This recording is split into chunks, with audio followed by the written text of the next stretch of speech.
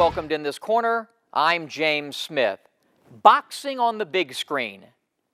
There is no better metaphor for life than the sport of boxing. And there has been no better backdrop for the big screen than the sport of boxing. Well over 170 movies centering around the sweet science, far greater than any other sport. This is because boxing and prize fighters embody a universal dream of spirit, desire, and sometimes despair, but mainly focusing on what makes boxers the most common and uncommon of all athletes, and that is keep on fighting. Get knocked down, get up. Never give up. Over the years, In This Corner has had the pleasure of sitting down with some of the great actors who have portrayed some very diverse characters in boxing film. Samuel L. Jackson in Resurrecting the Champ, Mark Wahlberg and Christian Bale in The Fighter, Hugh Jackman in Real Steel.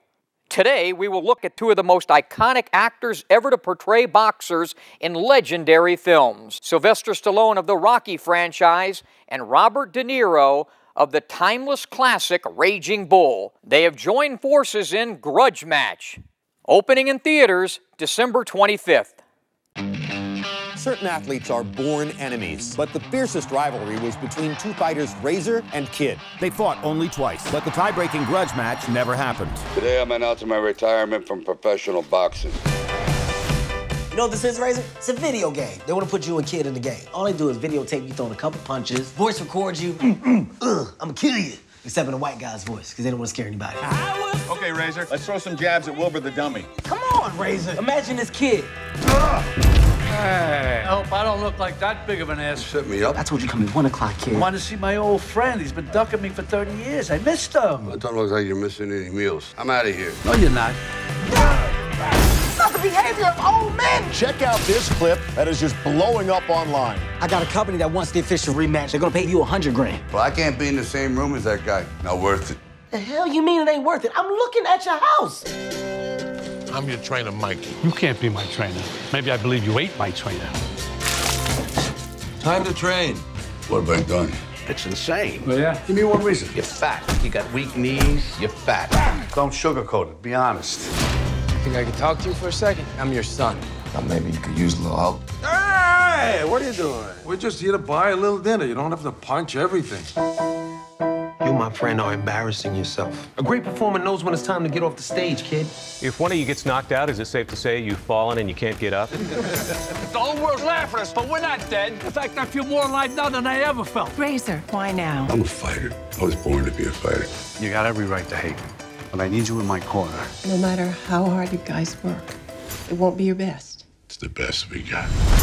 30 years after their second fight, Kid McDonough and Razor Sharp get ready to go at it again.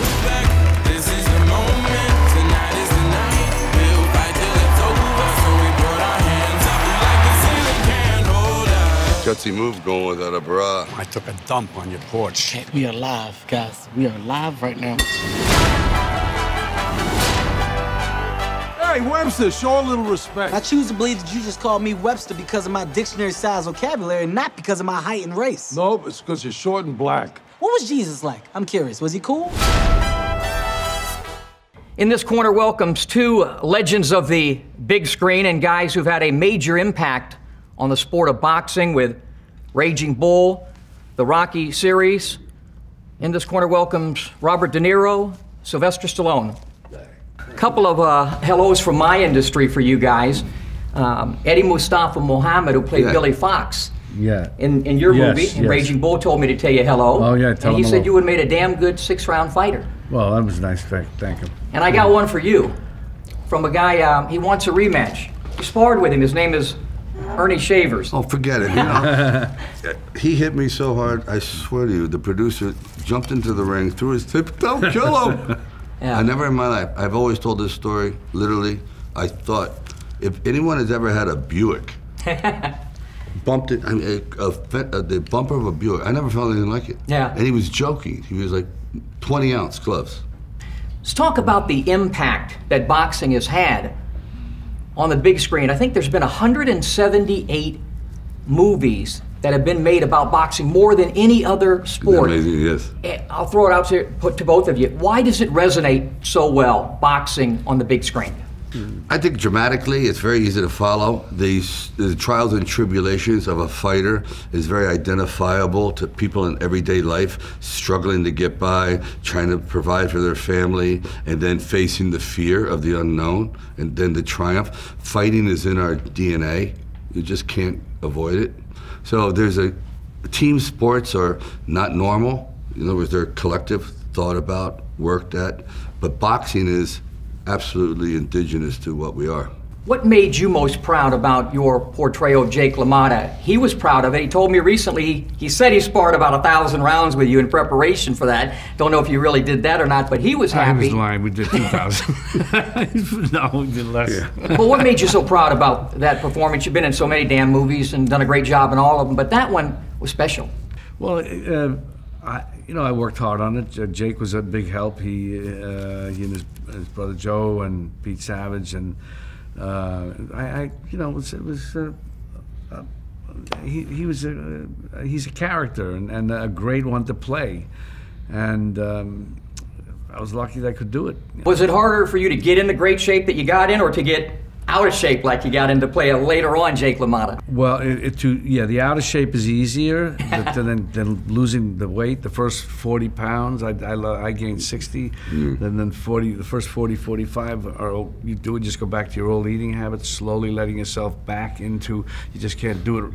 You got to gradually let yourself get back down to where you were. But then the last 20 or 15 pounds, those are always hard for people to lose. You're never the same. Well, it's easier today. When I fought, we had to weigh in the day of the fight. Now the kids get a chance I know, and I think that's the best way to do it. Yeah. I think there'd be a lot less injuries if you were really fighting a real welter. Yeah, I agree with you. And all the old school guys, feel the same way about that.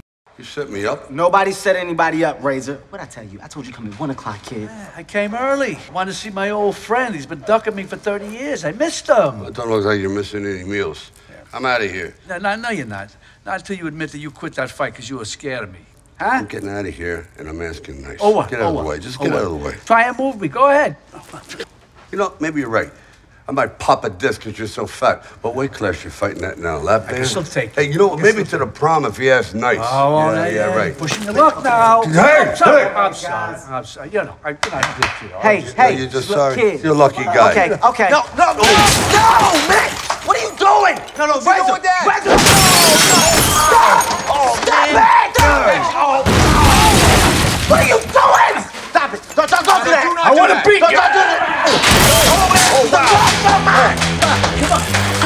Come on!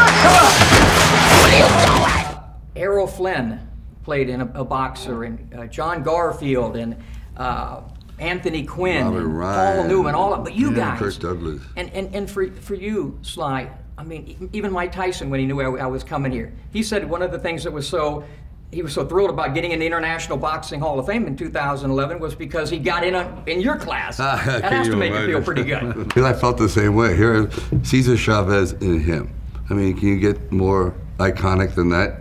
And the fact that Rocky brought back a little heat at that time. I think in the 70s, boxing was starting to is not as popular. And then all of a sudden, it kind of gave it a shot in the arm.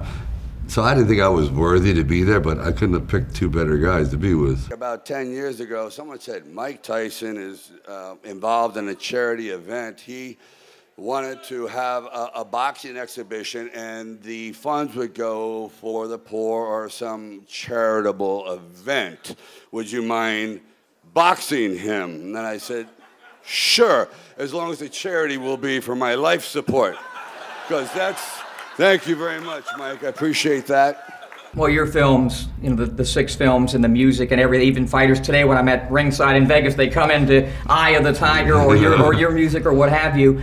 That particular, I'm going to blame you for the reason we've had so many damn problems in the heavyweight division. You started it with Ivan Drago and Rocky IV. Now we got the Klitschkos. I know. Don't you think, though? Don't you? I'm serious. You got to have a super division. Yeah. Because the heavyweights are amazing. The 210s, 215s, 220, and then you jump to 260. You can't compete against that. Well, I did the final interview Joe Frazier ever did. 2 months before he passed away, I sat down with him, and I know you guys both respect Smoking Joe. Yeah. And he said that. He said, how the hell, Smitty, would I land that left hook now? You know, because it's hard. So that is something. But if he landed the left hook, I think he'd get the job done. For sure, but he needed a ladder. As soon as we get out of this cop's eye lines, I'm gonna punch you in the face again.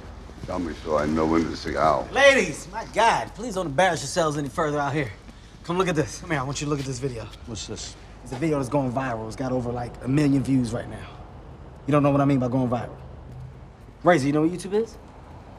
Neither one of you know what viral means. What type of out of touch old mother? Hey. Sorry, no, sorry, uncalled for. Forget it. Look, it's a video of your fight. Wow, that's me? Hey, that's me. Yeah, they say the camera adds 10 pounds. Wow. What's your excuse for the other 20? Okay, can you do me a favor? Save all the verbal jousting for more important time. I'm about to lay something huge on you. I got a company that wants the official rematch, December 15th, Palace Theater. They're gonna pay each of us 75 grand. Each of us? I don't know why I said that. I meant each of you. They're gonna pay each of you 100 grand. Just give me the 15 grand you promised me for the game. Hey, Jago, if you promised him 15 grand... First of all... Give me the money. Why are we talking about that? Because they're not gonna pay you. You'd be lucky if they don't sue the both of you for breaking up all the... I needed that money. I needed the money. I should be doing this for the 15. Okay, what you should do is get off me in front of this police station. Now, I got more money for you. Nothing you get off me. I ain't fighting him. Okay. Razor, don't walk away from this. So why don't you want to do it? Please. It's a chance of a lifetime, you moron. Not helping. What's your favorite boxing movie, other than the ones you've been in? I like The Fighter. Yeah, it was good. And I not necessarily, the boxing was, I like the whole story and everything. I liked it when I was a kid. I remember Somebody Up There Likes Me. Paul Newman. I call fighters the most common and uncommon of all athletes. You don't play boxing. It's not football, it's not hockey. What makes fighters so special to you? I believe the best fighters come from pretty tumultuous backgrounds. Horrible upbringing usually, and tough, and horrible in the sense they can have a great family, but it's just impoverished, it's tough. Everything is a struggle. And that kind of neediness and that wanting to prove and provide and the toughness that the street breathes into you, that's what you need to be a fighter. You can't come from Beverly Hills and say, okay, I'm hungry. It just doesn't work. You made me wait 30 years to prove to the world I can kick your ass, and that's what I'm gonna do. I'm gonna kick your ass. You're gonna move on. What, move on? Now that you got her, you want me to move on? How do you live with yourself knowing that we tied? How do you, there was no grudge match? You never beat me. I was there. No. He kicked your ass. He didn't kick my ass. He knew I wasn't ready for that fight. I lost that fight because I was out of shape. The first one, I kicked his ass because I was in shape. You're pathetic. You're pathetic. Tell her. Tell her. He wasn't ready. Yeah. See? And so you were afraid of that third fight. Not even a little bit. I was gonna knock you out. out. Come on, let's do it now then. Look at us. Yeah. What are you talking about? Look at us. Yeah, look at us. We're not dead. Everybody's laughing at us. The whole world's laughing at us. But we're not dead. We're not dead. In fact, this whole thing has made me feel more alive than ever. You? What about you? Please, I'm begging you. I'm begging you. This is our last chance. Let's finish this once and for all. Come on. In Grudge Match, I've seen this over and over again, the rubber match. Yours got to take place. I get the feeling if Sugar Ray Robinson was here now, he'd be 92 just like Jake. I would imagine they'd want to fight for a 7th time. Why is it that with fighters, it's just the score is never settled, Robert? Just isn't. You want to come back and try and win the next time if you've lost before. And I think there's been some really crappy decisions. For example, my favorite fighter is Harry Greb. From Pittsburgh. The best ever. Guy fought his last 10 fights. I mean, last 100 fights with one eye. He never told anybody. He beat Gene Tunney to a pulp, and then after that, they wouldn't let him win anymore. In New York. Tunney's only loss. And I mean, he trashed him. He broke him to pieces. Then he beat him again in New York, but he said, you're never going to win in New York, because he was a villain. And again, things like that. I always thought that so he would fight, and the reason I bring Reb up 8 times, 7 times, these guys, he played them every 3 weeks if he had to. The way I end with all my fighters is, how do you want to be remembered as a fighter, and how do you want to be remembered as a man? How do you want to be remembered as an actor, and how do you want to be remembered as a man? Oh, as being a good actor and as being a good person, to doing the right thing. I want to be remembered as a horrible actor and a worse man. Thanks for joining us on In This Corner. These men here have always been held in special reverence for me. Greatest athletes in the world, but more than that, they are our connection to the past and our way to the future. They are the guys that go there and take the blows and show that if you really put it out there on the line, you are a champion. You may not be the champion of the world, but you'll be the champion of your life. And yo, Adrian, I did it!